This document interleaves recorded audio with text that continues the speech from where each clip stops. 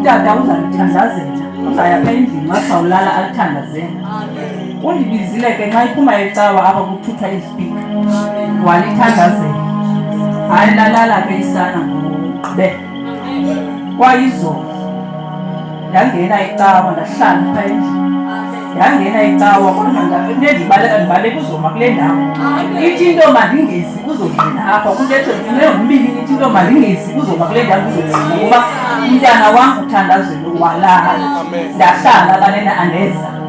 Ndahlala phe ndaqoqa ndizawuza xa bagqibileyo. Nangoku ndingene xa unganomntu okugqibela apha unana. Unana ndangena ndacoka phaya. Hayi ke seze kwayangena icawa yaqhubeka icawa phezulu. Hayi salala silele eli phezulu phaa ngo-8 silala ngo-10 thina kodwa silele ngo-8 phezulu salala. Hayi walala umntana phaa ngo-2 waphela ubuthongo kuyo. Ndahlala abantu balele wabetha hleli.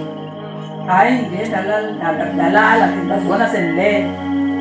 Ekulaleni kwam ndiye ndakhupha ndisithi ndiyahamba ndiyolanda into zam.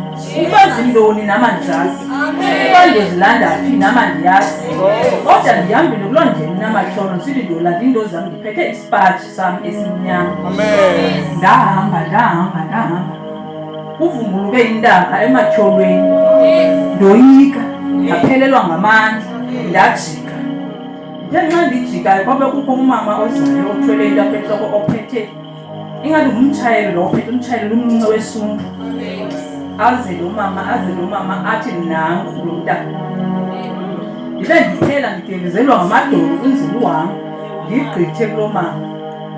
Kube kukho abanye bezayo abaninzi.